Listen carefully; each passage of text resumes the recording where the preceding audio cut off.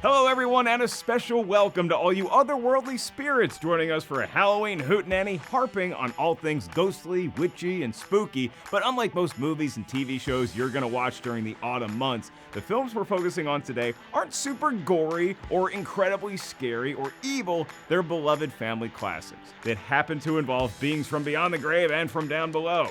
Like way down below. I'm your host, Mark Ellis, and today on Versus, it's a battle for your inner child's soul as Casper takes on Hocus Pocus. That's right, everyone's favorite ghost who's too friendly to be busted is looking to knock out the Sanderson sisters in a 5-round slugfest that will take a look back at just how these two films found their way from the big screen into our hearts and then back onto our smaller screens and devices every year around this time. In one corner, we have Casper, starring Christina Ricci, Bill Pullman, and a small but memorable turn by Devon Sawa. Casper is a lovable ghoul who yearns to just have a pal, or maybe something more. In the other corner, it's Hocus Pocus, starring Sarah Jessica Parker, Bette Midler, Kathy Najimy, and a small but memorable turn by a talking cat. This trio of sisters are hell-bent on evil, but they're just so fun and occasionally inept that I'm kind of rooting for them. It's a tough call, right? Do you pull for undead witches from hell or teenagers? I know which way I'm leaning. Here's how we'll determine a winner. Round 1, box office. Round 2, Tomatometer / audience score. Round 3, characters. Round 4, iconic moments. And then we'll do a wild card round that could involve who's better at flying. Does Casper fly or does he just kind of float dramatically? Or maybe it's going to be which film has the better cameos.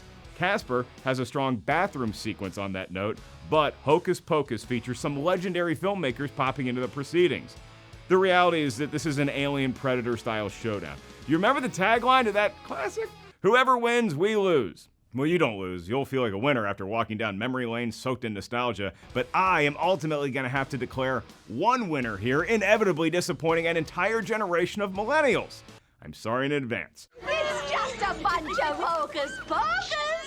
All right, Sanderson's to their corner. Casper, he's so cute, isn't he? I wouldn't mind if he was the one haunting my house. Just don't wake the dog. Okay, the stage is set, broomsticks ready. Let's get it on.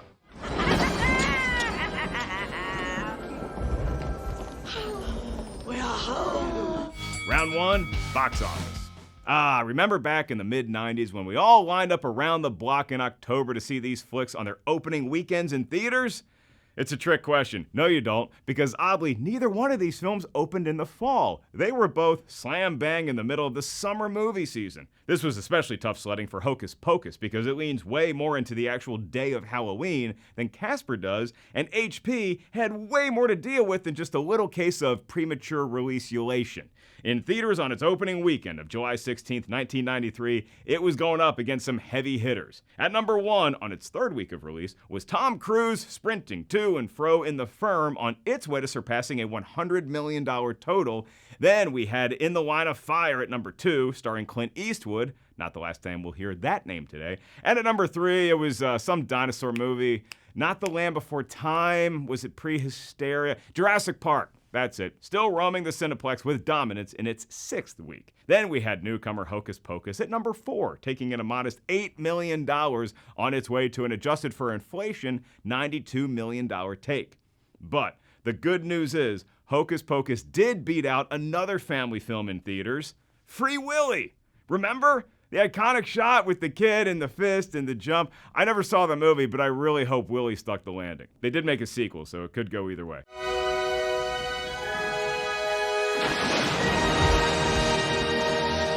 Hocus Pocus is going to be resting on that $92 million number here because it didn't get a prominent worldwide release, so it's going to have to rest on its domestic laurels against Casper, which opened on May 26, 1995 at number 1. It grossed $22 million here in the US, topping the other debut of a big film you may have heard of, Braveheart.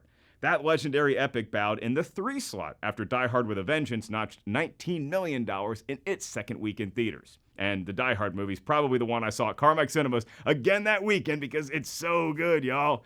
But none of the baddies that John McClane ever dispatched make for cute ghosts like Casper. That adorable marshmallow would go on to rack up $211 million domestic and $282 million across the globe. I will point out that Hocus Pocus, which just this year was blessed with the sequel it's deserved forever. I mean, remember Free Willy 2 came out like right away. And then we got more. There's the third one. He fought Jaws. It's a franchise. Anyway, Hocus Pocus has set some impressive DVD and Blu-ray sales records in the decade since, seeing a huge bolster every October for the past 15 years. People buy Casper as well, but the Sandersons, they sell at a record-breaking clip. But back in Casper's corner, the dude made $100 million domestically if we don't adjust for inflation, which still beats out the $92 million of Hocus Pocus with inflation. Have you seen gas prices? Back in 1993, you could buy a pack of Cinnaburst and a sixer of Crystal Pepsi for 3 pennies. Casper gets the win in round 1 and gets on the board early, 1-0.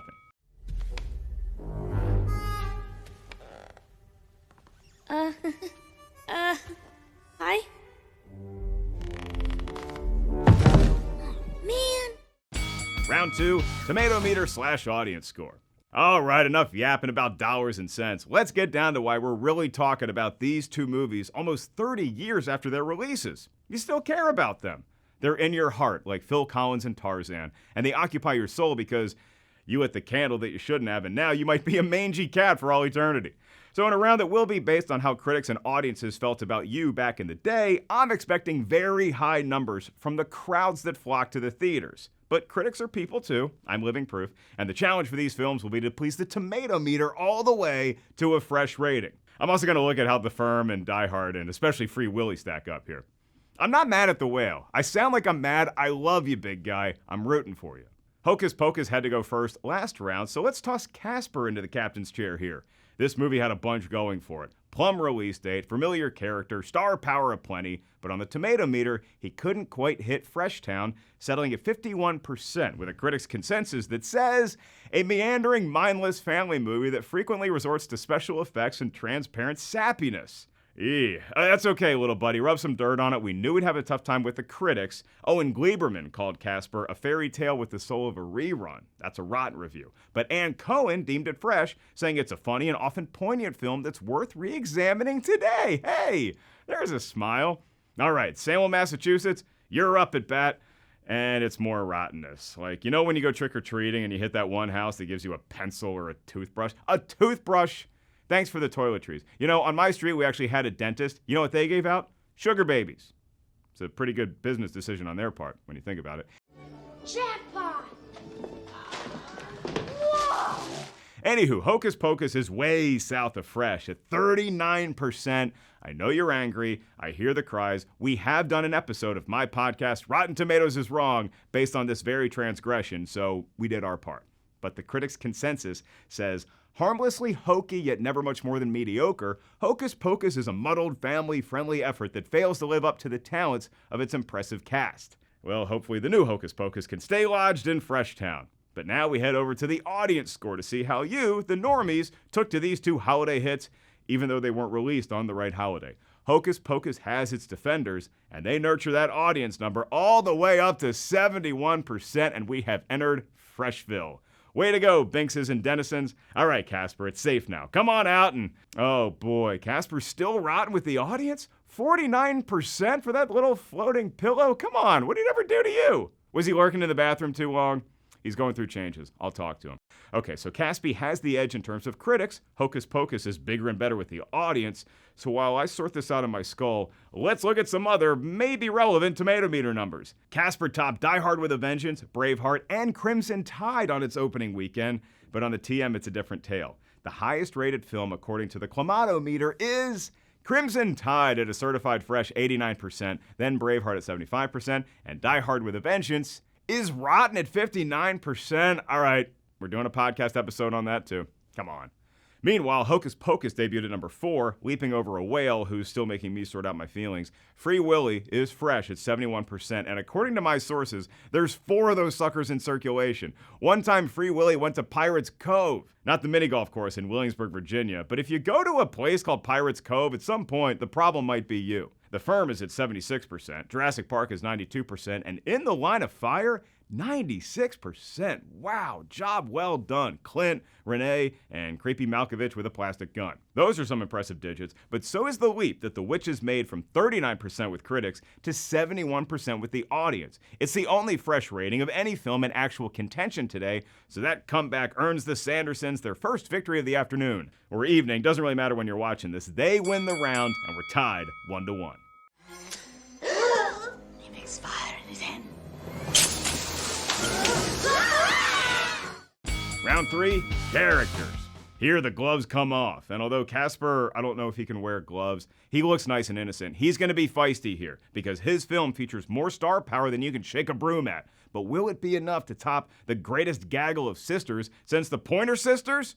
Call me Jesse Spano, because I'm so excited. Bill Pullman plays the dad, a role he can handle with aplomb, no matter if he's fending off an extraterrestrial invasion or acting as a paranormal therapist who gets an opportunity to live in a reputed haunted house with his daughter Kat, played by Christina Ricci. Casper is super excited to have some fresh blood around Whipstaff Manor, but uncles happen. We all have them, and in the case of Casper, his relatives are like him, dead. You got Stretch, Stinky, and Fatso, who's voiced by none other than Brad Garrett. Hey, I just worked with him at his comedy club in Vegas. Great guy, hell of a voice, trying to scare the new folks out of the mansion. Their uncly presence forms some solid comedic relief, and we quickly buy into Casper and Kat's relationship despite it crossing over spiritual bounds. Pullman also gets a chance to showcase his physical comedy chops. Speaking of yucks, Eric Idle and Kathy Moriarty are wonderful in supporting roles, as is Ben Stein delivering lines as only he can.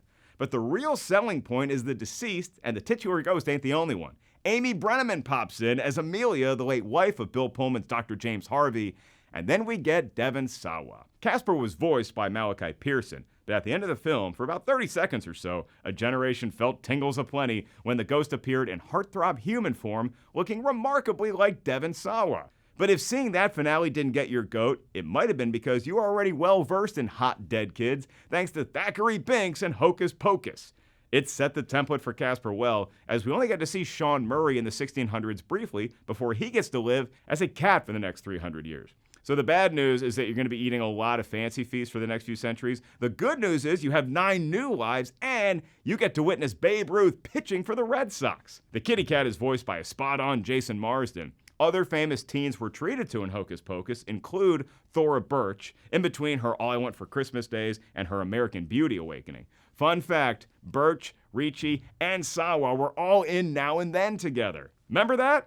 It's 33% of the Tomatometer, but 82% with the audience. That was last round. Now we're talking about the protagonist in Hocus Pocus, Max, played by Omri Katz. He's a California kid sentenced to move east to Salem, where you get seasons. And I know it's tough now, but dude, it's 93, so the Patriots are going to be really good in like 8 years. Hopefully you'll get laid by then. So for 3 centuries, I guarded the house on All Hallows Night, when I knew some airhead virgin might light that candle. Nice going, Airhead. What? The kid's a virgin. It's a major plot point and kind of icky. We'll get to that later. For now, let's fly to the stars with the leading ladies of one of the most iconic Halloween movies released in July ever, the Sanderson Sisters. Bette Midler shines as the leader of the pack, Winifred, the alpha, to the beta that is Kathy Najimy's note-perfect Mary, who can always smell when a kid is afoot. I smell children. And the omega, who probably can't spell that word, is Sarah Jessica Parker's Sarah. She may be dim-witted, but her antics make for such fertile comedic ground, and the interactions between the three are the biggest reason why this is a flick we all keep flocking back to every year. But Casper has those cameos. We get a murderer's row of hits, including a bathroom scene featuring Clint Eastwood, Rodney Dangerfield, and the Crypt Keeper appearing in the mirror. Plus, Dan Aykroyd's in the movie? But Hocus Pocus counters with a hilarious sequence involving Penny and Gary Marshall as a couple.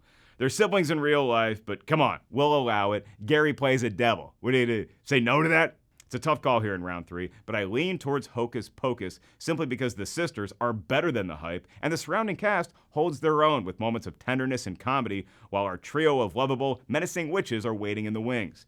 Hocus Pocus seizes round 3 and takes the lead 2-1. Tizzle goody! Fly open our mouth. Gladly. Danny, don't drink it! Shut up, you! Don't drink Your it, mouth. Danny! Open your mouth. Open your mouth. Ah! She bit me! Ah!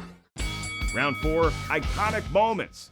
There's a reason that we're still yapping about these flicks some 30 Halloweens later. They're both jam-packed with memorable scenes, sequences, and scares that still resonate with families today. 30 Halloweens later. Do you have any idea what the body count would be if Michael Myers had 30 Halloweens to play with? The dude would have easily offed 100 citizens without even reaching his top speed of 2.3 miles per hour. A cheetah, he's not. But Casper, he is a ghost. He's very friendly and scares the hell out of, not Christina Ricci, she was in the Addams Family, she can handle it. But Daddy Bill Pullman freaks the funky out when he meets the boy ghost, and it's such a charming way to ingratiate us into this world where the adults may have the PhDs and college degrees, but the kids are running the ship. Well, them and the spirits that are polluting the house, especially the ghoulish uncles. That breakfast scene is an all-timer. Casper's elders eat more than William Howard Taft had for his first meal of the day, and their poor nephew is charged with cleaning up the mess, which isn't all that easy when you're see-through. But this sequence also highlights the team that the nice ghost and Cat will be as she stands up for the little dead fella. We're not rooting for the bullies here, but those uncles do have some pretty funny scenes together. Dropped it! You'll have a lot of fun.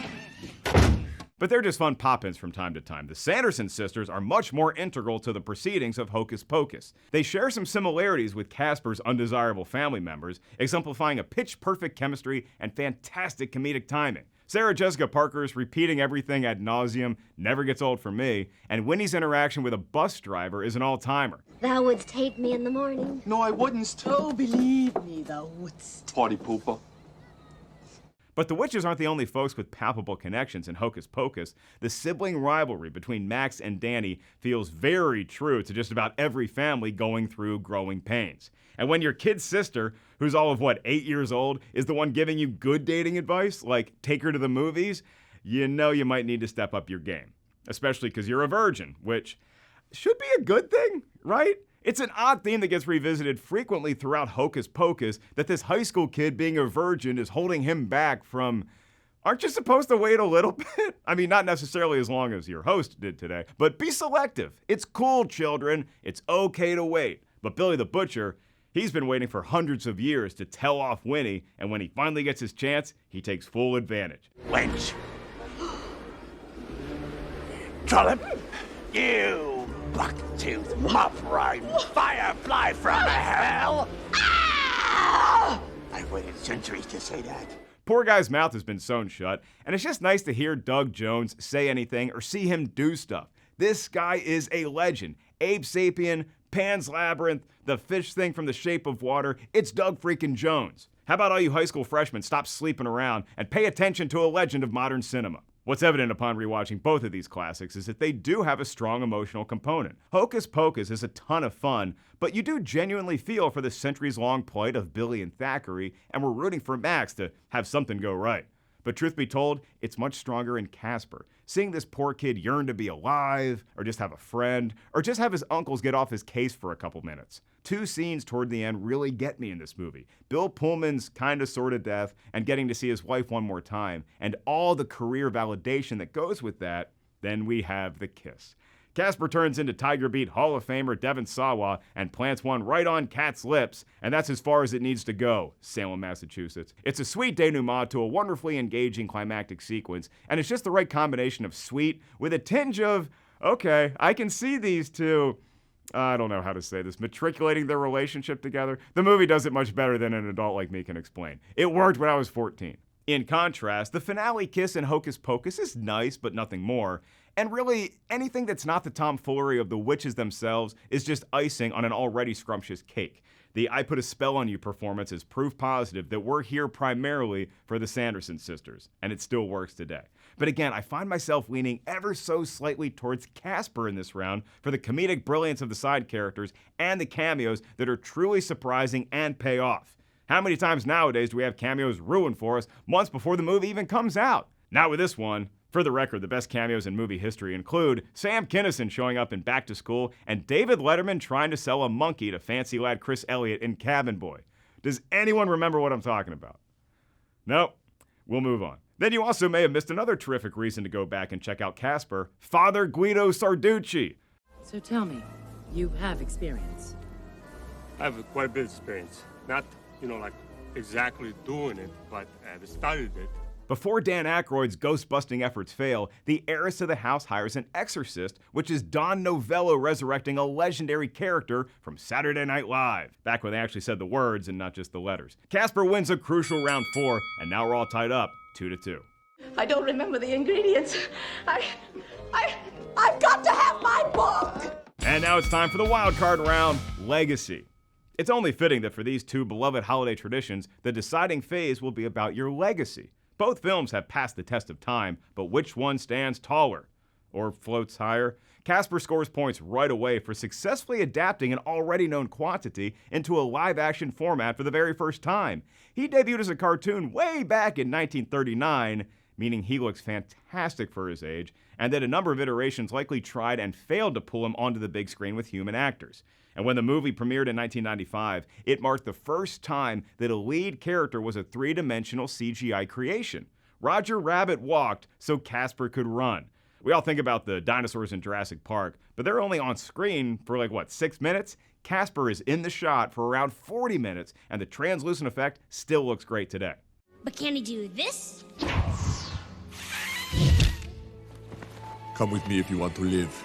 Hocus Pocus may not have been a technological revolution, but it made up for that in other areas. It's a Halloween comedy-horror hybrid, but it also put 3 women on the poster and all the marketing materials. Sure, they were witches, but we fell for them nonetheless. In a genre dominated by bad dudes doing heinous things, the witches blended a Freddy Krueger sense of humor with Jason's single-mindedness and the leprechaun's penchant for mischief. And those DVD sales? They spike every October, so much so that in 2010, let me do some quick math, 17 years after Hocus Pocus was released in theaters, more than 1 million DVD units were moved. Then in 2012, it hit a new high with over 2 million sold.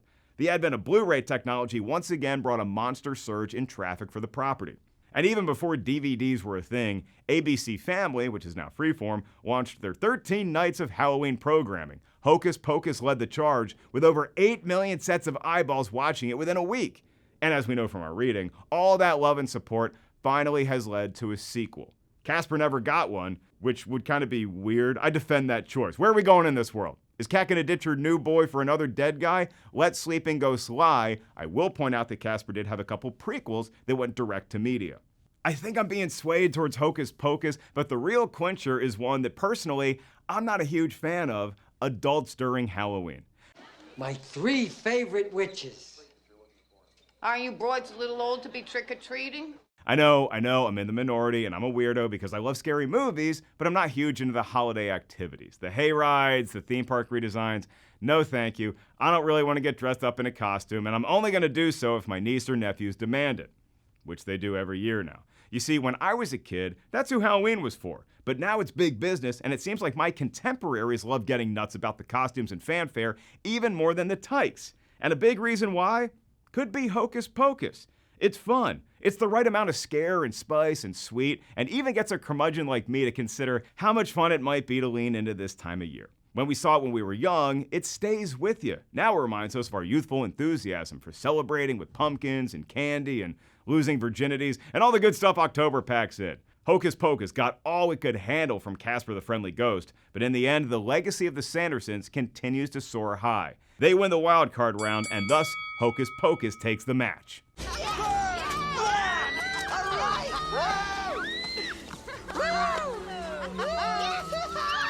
I know I'm a wet blanket come Halloween time, but I'm really gonna make an effort this year.